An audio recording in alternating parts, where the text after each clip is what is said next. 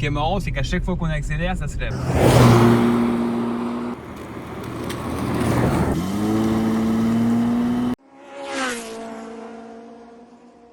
Bonjour à tous, j'espère que vous allez bien. Aujourd'hui, on se retrouve pour la vidéo d'une nouvelle voiture, une voiture d'exception, la Jaguar XJ12 série 3.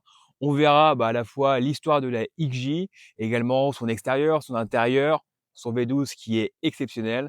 Et également, on fera un test routier et venez avec moi, je vous emmène. La Jaguar XJ série 1 arrive en 1968. C'est la première version d'une berline d'exception qui va durer jusqu'en 92. La série 2 arrive en 73. Elle, du coup, elle a une amélioration des suspensions, mais également de l'équipement intérieur. Arrive ensuite la série 3 de 79 à 92. On a juste ici. Elle a été redessinée par Pininfarina. Elle a été nommée par beaucoup de personnes comme étant la plus belle berline du monde. Maintenant, on va voir tout l'extérieur, ensuite l'intérieur, le moteur évidemment. Et pour finir, on fera un test routier. En ce qui concerne la ligne de la Jaguar, moi je trouve que c'est vraiment une ligne qui est magnifique. Elle est quand même vachement rabaissée, c'est vraiment super beau. On a les jantes Pepper Pot. Elles arrivent que sur la série 3, c'est vraiment des super jantes. Bon, vous voyez qu'on est dans un chemin un peu boueux. On a tous les détails qui sont en chrome partout, qu'on retrouve les rétroviseurs, tous les contours. C'est vraiment une belle voiture. Et du coup, la série 3 avait été redessinée par Pininfarina. Hop. Et ce qu'on peut remarquer notamment, c'est les pare-chocs qui sont beaucoup plus gros comparés aux séries 1 et série 2.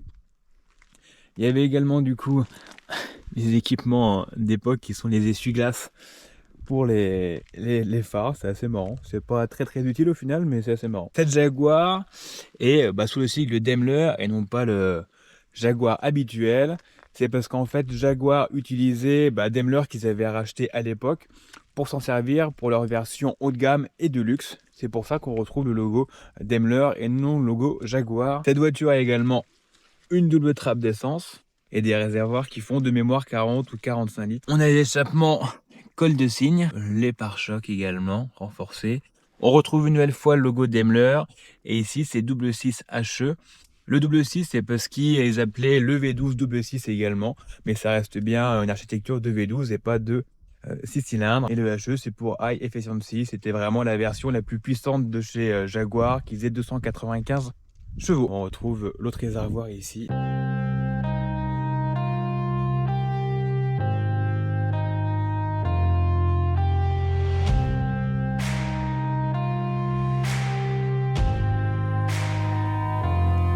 Et maintenant, on va voir l'intérieur de cette Jaguar.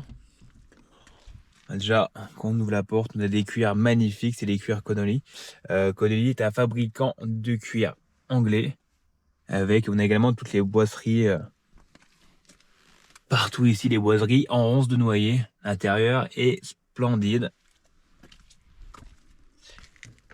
Et pour l'arrière, c'est pareil également. On a de la moquette qui est super épaisse. C'est vraiment agréable. Encore une fois, on a les boiseries et le cuir. On retrouve le logo Daimler ici. On l'a ici également. Puis on est à l'intérieur, donc j'ai quand même de la place. On retrouve tout ce dont on a besoin. Évidemment, le logo Daimler. Voilà, tout est propre, tout est nickel. On est bien à l'intérieur. Au niveau des contours, on va retrouver les classiques.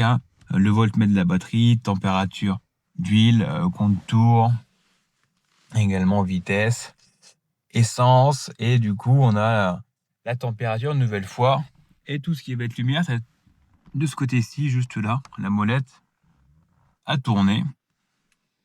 On retrouve ici du coup l'échangeur de réservoir, parce que comme il y a deux réservoirs, on peut sélectionner sur lequel on se met. On a évidemment l'horloge et puis après les différentes lumières et tout ce qui va être chauffage, climatisation. On est du coup sur une boîte automatique. On a les cendriers également. Des deux côtés, c'était la grande époque où tout le monde fumait avec l'allume-cigare évidemment. Toutes les fenêtres sont électriques et on revoit tout l'intérieur. Et ce qui est pas mal aussi, c'est que quand il y a une dame, si elle voulait, hop, elle pouvait se remaquiller dans la voiture. On va voir le coffre. Bon, on peut voir, on a quand même assez de place. On a tout l'équipement pour tourner également, donc c'est quand même suffisant pour partir en vacances ou en week-end. Faire ce qu'on a envie. On se retrouve pour voir le moteur. On tire juste ici. Pour l'ouvrir, du coup, on a un petit loquet juste ici. Donc on peut voir que ce moteur, donc ce V12 de 5 litres 3, historiquement dans les Jaguar XJ c'était un 6 cylindres, donc il avait quand même beaucoup plus de place. Celui-ci, on voit, il n'y a vraiment pas de place. Il a été monté au chausse-pied. C'est un V12 qui fait 295 chevaux et qui fait 432 Nm de couple. C'est un moteur qui a été pas créé pour la vitesse, mais pour le confort et quelque chose de super souple. Et c'est vrai que c'est quand même super agréable de rouler avec ça. On sent qu'il y a de la puissance, mais ça reste tout doux, souple et ça reste silencieux également pour un V12. Écoutez-moi le son de ce magnifique V12 Jaguar.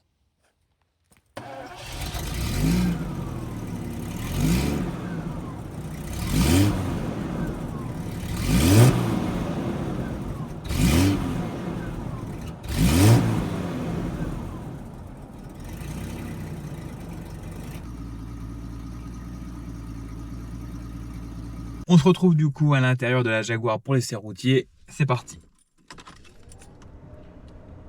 À chaque fois qu'on doit la démarrer, il faut toujours attendre un peu, comme les réservoirs sont à l'arrière, que l'essence arrive jusqu'au moteur. Je pompe toujours un petit peu. Un truc que je trouve agréable avec les vieux véhicules, c'est que dès qu'on accélère, il y a tout qui bouge. Je sais pas si on le verra bien à la caméra. C'est parti.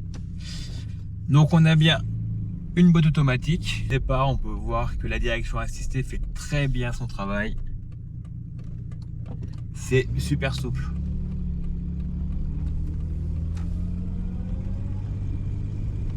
Quand on met le pied dedans, on sent qu'il y a quand même des choux en dessous.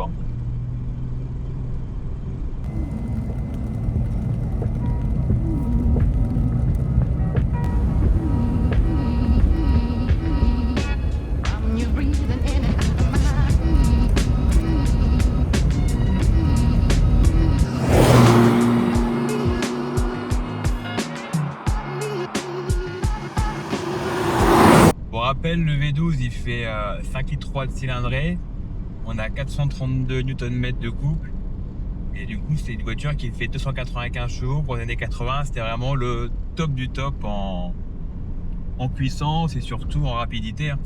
Là on est vraiment, c'est un confort, dans un salon anglais, c'est incroyable. Les suspensions, là on est sur des vieilles routes, des petites routes, elles absorbent tout, toutes les aspérités de la route, c'est vraiment super confortable. Au niveau du frein, ça freine bien. Par contre, faut vraiment aller au fond de la pédale, parce que sinon après, ça freine pas. C'est pas comme les voitures modernes aujourd'hui, où dès qu'on appuie un petit peu, ça freine. Non, là c'est l'inverse. Il faut appuyer très fort et ça freine.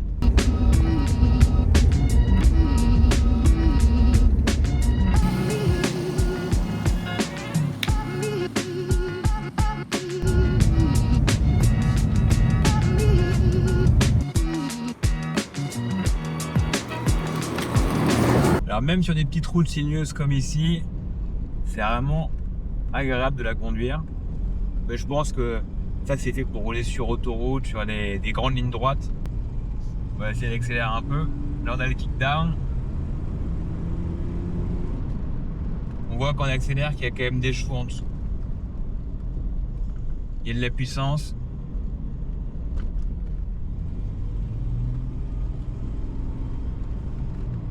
Après, je suis pas un pilote, mais je pense qu'on arrive vite au bout des limites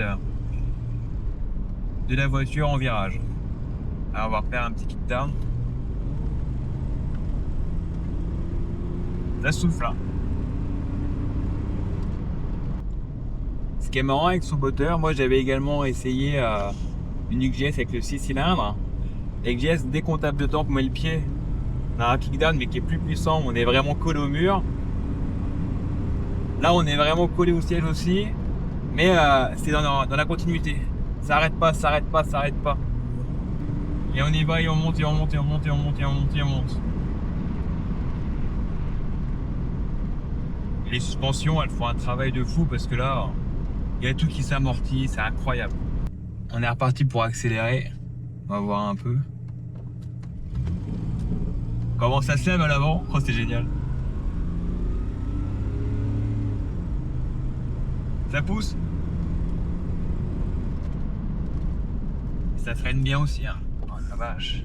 Et il y a également la vitesse 1 et la vitesse 2, ça c'est pour quand on est en montagne. Et ce qui est marrant, c'est qu'à chaque fois qu'on accélère, ça se lève.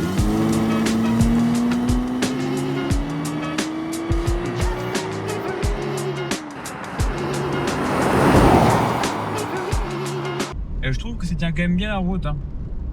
Ouais, je pose pas la voiture non plus dans ses limites, mais ça reste agréable.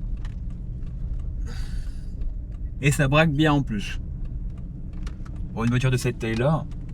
Et on est reparti. Et là, bon, quand on fait ça, on est à plus de 20 litres. Hein. À savoir que pour la consommation moyenne, on est normalement, aux alentours des 15 litres. Si on fait pas n'importe quoi, pas comme ce que je suis en train de faire en ce moment, accélérer. Et là, du coup, si j'appuie ici, je passe sur mon autre réservoir. Savoir que les deux réservoirs font chacun 40-45 litres de mémoire. Donc quand on fait le plein, ça coûte un petit peu cher. Comparé, je pense, à RS6 d'aujourd'hui avec ses 600 chevaux et plus, à ça, il y a 40 ans où ça faisait, c'était le top en niveau puissance et elle va être un truc de fou pour quand c'est sorti. Et pour rappel, c'est une voiture qui a été décrite comme étant la plus belle berline du monde par de nombreux journalistes de l'époque. Notamment cette série 3 qui avait été redessinée par Pininfarina avec des pare-chocs un peu plus modernes pour l'époque. Parce qu'avant, les séries 1 et série 2 étaient principalement avec des chromes en guise de pare-choc.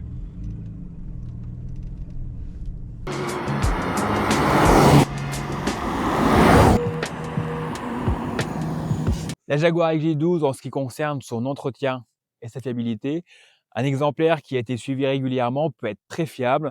Voilà, les points à vérifier, c'est quand même tout ce qui va être refroidissement, injection et radiateur. Si tout ça est OK et qu'il n'y a pas de corrosion, donc ça, il faut également faire attention parce que des exemplaires de ces années-là ont en général beaucoup de corrosion. Une fois que tout ça est vérifié, ça rend une voiture qui peut être très fiable et qui peut vous emmener partout. C'est la fin de cette vidéo sur la Jaguar XJ12 série 3 Daimler, une voiture luxueuse, royale, avec une finition extraordinaire aussi bien à l'extérieur qu'à l'intérieur. N'oubliez pas d'aimer la vidéo, de vous abonner et dites-moi ce que vous pensez de cette voiture et de quelle autre voiture vous voudriez que je présente sur la chaîne. Prenez soin de vous et de vos moteurs. À bientôt.